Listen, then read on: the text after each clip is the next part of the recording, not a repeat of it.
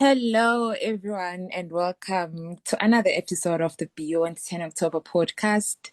I am super excited to be back here doing what I love.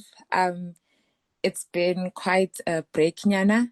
So, what I had done, for those who may not know, I had posted on my social media pages that I'd be taking a break in the month of October just to engage with young people around me in light of World Mental Health Day and the month of October in general. I feel like sometimes taking a step back and just talking to people, just hearing what they think, what they hope for is very important, especially for the purposes of collective action.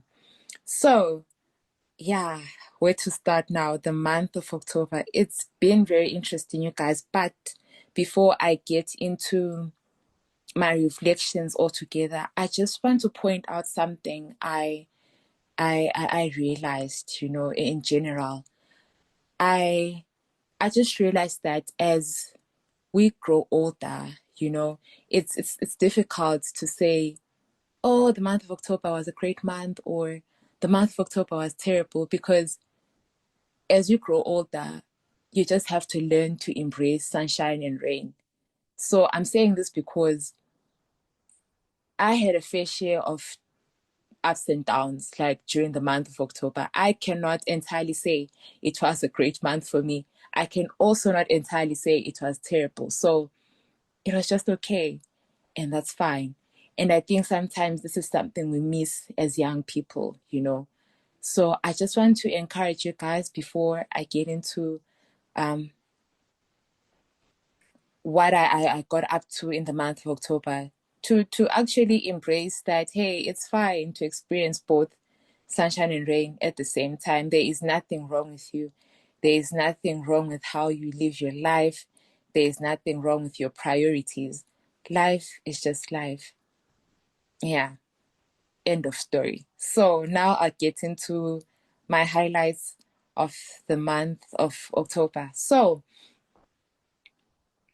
I had an opportunity to facilitate two sessions at my local church, which was very interesting. I think that was my biggest highlight altogether, because that was my opportunity to actually like engage with young people from my community and hear what they really think about mental health awareness, about what is happening and all of that. Something I've been preaching about in my previous episodes, because I'm just one person who wants to like hear what the people think instead of just, recording episodes and just hoping they get to the right people and people get the help they need and all of that. I just want to be in the same space with people, hear what they think, take notes, and then come back to say, hey, this is what is going on. This is how I think things should proceed at the end of the day.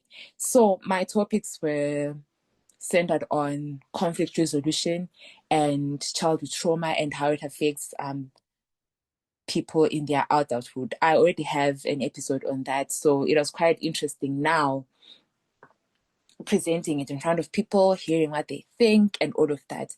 So one thing I realized is that people actually know what is happening. People are well aware. The information is out there. The mental health crisis is something that people can no longer ignore, which is great. It's actually a good thing because, like I always say, the moment there is dialogue about a certain topic, whatever it is, it means that it's always a step closer to the solution. So I was happy that even at church, it wasn't a thing where people are like, oh, we didn't know this. Oh, this is so new. People knew, they appreciated it. What matters now, I think, is to actually come up with those realistic solutions I always preach about. So there's still that thing, stigma. People know where to go, but like going there is another story. So I just think now it's a matter of making these places more accessible to people, more people friendly, so that people don't look at you like funny, in a funny way, the side eye whenever you go to those places. I really don't know how this can be done. And yeah, I'm hopeful though that there'll come a time where people will just, go there and and be a crowd and, just go for counseling and all of that. Because people will tell you, we know that that place offers counseling, but who goes? Just a little tiny, tiny, tiny percentage out of the entire population. So I just think most of it is because of the stigma. We haven't reached the point where people can just walk in those places as if they are walking into supermarkets to do their usual grocery and all of that. So that being said, I am just happy that people now know. People now know, they are aware. Community leaders, community elders, the church, everyone is involved. And I'm happy that I've seen like advertisements rather, of training sessions, mental health awareness training sessions. There's just always a fee, obviously, for people to get the material. But I think it's helpful because those same people who are trained can then go to their communities and talk to the people. And yeah, so far, personally, I think things are really moving in the right direction. Because what we pray for as mental health advocates, as mental health activists, is the alleviation of the effects of the mental health crisis. Total eradication is a story for another day, but if we can just reduce the dire consequences and all of that, that's a win altogether. There is a lot of things happening on the ground, you guys, and yeah, I am just happy that I am on the ground to see all of this.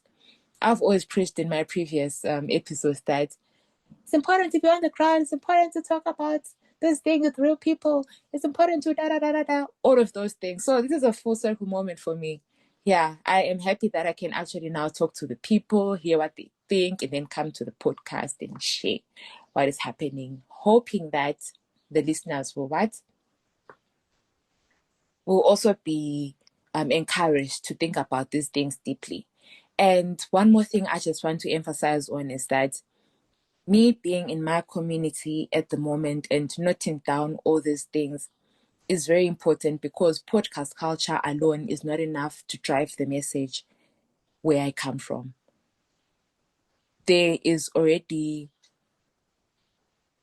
an issue regarding access to the internet. So I just know that most people won't have the opportunity, like, to listen to the podcast, to listen to even episode 1, not because they're not supportive of the work I do or that the podcast is boring. I don't know, maybe it is boring, but like, I just want to drive this point across. Uguti, not everyone has access to the internet like that. So me being here and trying to bridge that gap is very important, because I'm aware of the challenges in my community, which is very important, I think, because yeah, if I just rely on using this platform only, the people who are in my community, the people around me, won't benefit at all. And I am very much aware that this is an international platform. There's people from all over the world who are listening and all of that. But as a Bulawayo girl, as an African girl, I always want to make sure that the people I represent in this platform also benefit. Yeah, I hope that makes sense. So yeah, I will keep trying. I'll keep collaborating with like-minded individuals now that I am actually here to talk to these people and to come up with solutions. Yeah, I think the future is bright. I've already had conversations with other people I look up to, and yeah, I'll definitely be bringing them on for interviews as guests on the podcast, so that, things move in the direction I wish them to move. So yeah, guys, that is the feedback I have for now. And just before I close, I just want to encourage you guys to take care of yourselves. I know we are drawing close to the end of the year and there's a lot of reflection and all of that.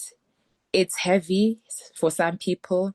For some people, it's probably a win because they've managed to achieve what they had on their vision boards, on their resolution list, and all of that. So I just want those who may feel a bit discouraged to take a break and just, be kind to themselves and just know it's not the end of the world, you guys. It's really not. If I could like start talking about the plot twists I've had this year, you guys wouldn't believe it, but I'm just still here because I've just accepted that life is life. Like I said in the beginning, you just have to embrace both sunshine and rain because that is what it is. That is what it is. So it's not personal. The struggles are not personal at all. Things get better one way or the other. They really do. Thank you so much, guys. Till next time. Bye.